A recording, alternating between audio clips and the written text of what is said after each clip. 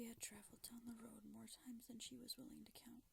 Surrounded by forest and wildlife, the long, narrow, dusty road offered a safe route from Tara's home to the grocery store where she worked. Underpaid and overworked, Tara had been there for years with no end in sight. 5, sometimes 6 days a week, Tara made the 45-minute walk to her dead-end job, only to return home to her unemployed husband every night.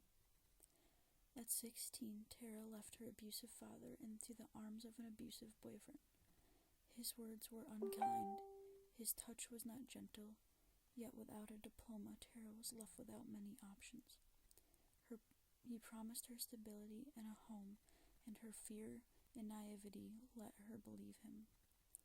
On her long walks to and from work, she often thought about the last 10 years and the events that resulted in her broken life. The mistakes, the lies, the desperation, all of it led her to him.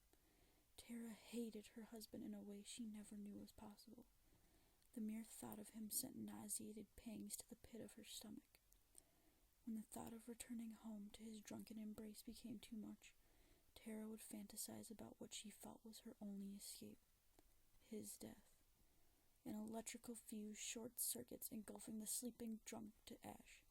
An earthquake demolishes the rundown home, crushing all within. He always died of an accident through no fault of her own, and in the end, she would gracefully be whisked away in the embrace of a kind-hearted rescuer. When her journey came to an end, still smiling, she would turn the doorknob to reality and endure the nightmare that awaited inside. Tara had no idea how profound her seemingly harmless fantasies were, but she was destined to find out. On that long stretch of road, damp from the midday showers, Tara walked along the muddled path. She was exceptionally lost in a fantasy involving a hurricane and a sympathetic firefighter, as she tried to ignore the throbbing of her bruised ribs. While she floated in the arms of her fantasized hero, Tara suddenly realized she didn't recognize her surroundings. The road stretched for miles in either direction, and there was no road signs in sight to help pinpoint her location. She pulled out her phone only to see there was no cell phone service. The sun was beginning to pass the trees' skyline, and with the dusk, Tara began to panic. He would never believe she had gotten lost, and the last time she was late, she was punished in a way she tried to forget. As she began frantically darting back and forth with her phone in the air, hopefully for a connection, a soft voice called out to her from behind a tree. Tara froze from fear, not knowing what the voice's intent could be. "I've been waiting for you, child," the voice said again. Tara watched as a shadowed figure emerged from the darkness. A crippled, hunched-over elderly woman hobbled towards where Tara's remained still. Despite her decrepit and unappealing appearance, the old woman seemed fragile and harmless, and so she decided to speak to her. Hi. My name is Tara. I live off the 7th Street, but I think I made a mistake somewhere on my walk home. I'm kind of lost. Anyway, you can point me in the right direction." The elderly woman smiled, exposing the few rotted teeth she had left. "I assure you, child, it is no mistake you are here. You see, you know what you want most in life, but you are unable to obtain it. You came here because I can give you what you desire." The old woman's voice was icy with caused Tara to shiver. She couldn't justify it to herself, but she felt uneasy in her presence. Confused by the old woman's response, Tara sought an explanation. "I'm sorry, miss. I don't know what you mean." Shrill and raspy, the old woman explained. "I can see inside your heart, child. I hear your pain every day you walk this road. I have listened to the stories you create inside your head to pretend you have a chance at happiness. I can feel your hatred for who you feel is to blame for your misery. You are here because you can't possibly want something more, and I'm here to give it to you. All you have to do is decide if you are willing to pay the price." Tara's curiosity began to pique, and so she humored the old deaf woman. "And what exactly is that you think I want? And how much is this going to cost me? I don't have a lot of money, so I really don't see where you're headed with this." You want freedom, the old woman hissed. You need money. You long for happiness. You desire him dead. Tara stared with an open mouth, dumbfounded by the woman's accuracy. Surely this is all a trick, Tara thought to herself. All general statements. Who wouldn't desire money and happiness? But wanting to believe, she continued to listen. I can give you everything you fantasized about. All I ask in return is in 1 year's time, you allow me permission to enter your body for 2 hours. At this, Tara scoffed. Why had she been nervous about this woman? She was obviously crazy. Okay, she antagonized. But how do I know you're telling the truth, and can really give me these things? All that, the woman materialized a goblet full of liquid. She motioned for Tara to come closer. As Tara looked into the goblet, she saw her husband asleep in front of the TV, an empty whiskey bottle at his side. Frightened and intrigued, Tara gazed at the old woman. You really can change my life, and all I have to do is allow you 2 hours inside my body 1 year from now? That is all, child.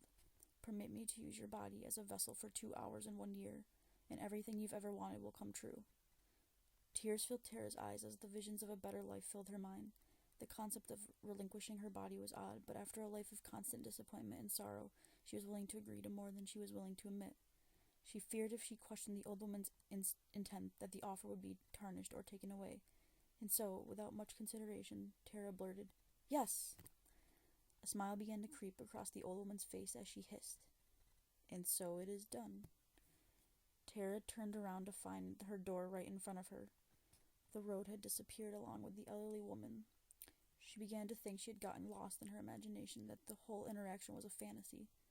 She stood at the door, breathing deeply as her heart pounded. Still in a haze, she turned the doorknob and stepped lightly through the dark house. Her blood grew colder with each step where her husband sat. And then, in the glow of the TV, there he was, peaceful, motionless, and not breathing. Tara touched him and jolted at his cold skin. Tears began to flood her eyes as she looked up and thanked the mysterious woman from the road. Finally, Tara was free. A coroner's report ruled Tara's husband cause of death as a heart attack.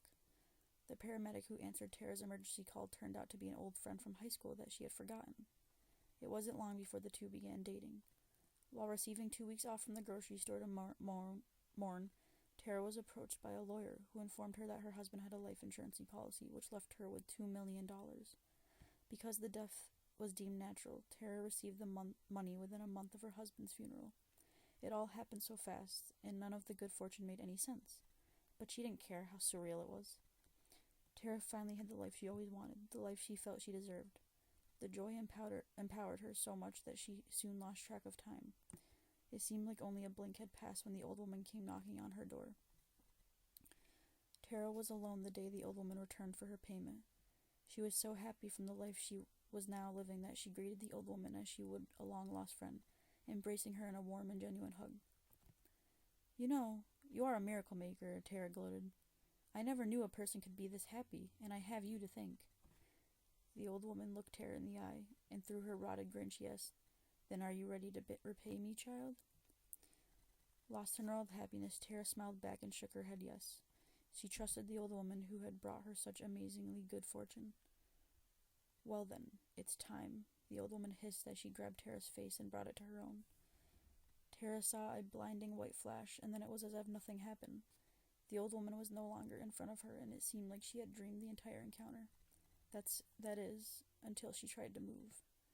Trapped inside her own body, Tara cried out, What is this? I thought you would use me as a vessel, that I wouldn't remember any of this. Oh no, child. You will remember every moment I have with you. I can assure you of that. The old woman responded out loud in Tara's voice. Feeling Tara's fear and confusion, the old woman began to explain. For centuries, I have been plagued with the thoughts and emotions of the broken-hearted, always tormented, always crying out for help, never making a single effort towards helping themselves, until I come along and offer a solution that only requires an agreement. 2 hours of their time to receive all the desires and dreams the bleeding hearts were too lazy to achieve themselves.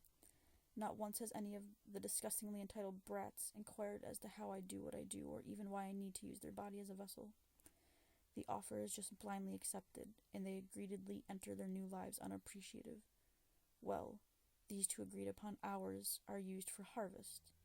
You think you were so tormented and your life was so tragic? Let's see how you fare after this. Tara watched helplessly as her body approached the festively decorated house. Entering the sleeping home, Tara felt as her fingers gripped the handle of the knife taken from the kitchen. The home was dark and quiet, but the old woman glided Tara's body effortlessly to her intended destination. Without making a sound, Tara's body positioned over the woman asleep in her bed, and with a swift motion, Tara's hand slid the knife into the woman's stomach. Piercing screams filled the home, pain and terror emanating from the victim's eyes.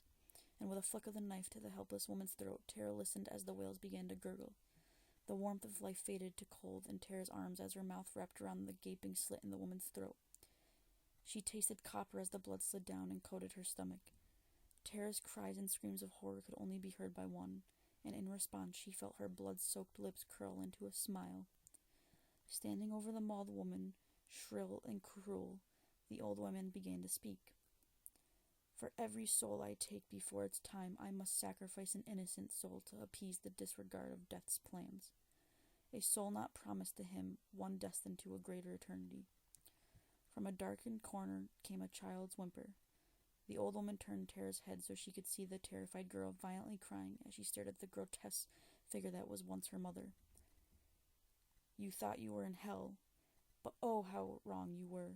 Your laziness to wait for rescue and your selfishness to ignore consequence has cost the life of this young widowed mother. Look into the eyes of this child and see what real tragedy is. This orphan will live tormented for the rest of her life, and there is nothing that will remove her misery. Although, unlike you, she will try. Remember, you did this. Enjoy your reward, because the cost was immense. And with a flash of white and searing pain, Tara collapsed to the ground. Tears streamed down her face as she began to scream, clenching her blood-drenched hands, finally able to express her shock of what she had been forced to do. Tara never heard the police sirens, never felt them as they put her hands in restraints, and she would never remember being taken away from the sacrificed woman and the child she had damned. After a short trial, it wasn't long before she was committed to a mental institution. Despite desperate attempts from people trying to understand why she had committed such an awful act, Tara never spoke to anyone again. It was as if she were trapped inside her mind, but late at night, when the halls were quiet from sleep, Tara could be heard whispering, "I just want to be happy." Thanks for listening, guys.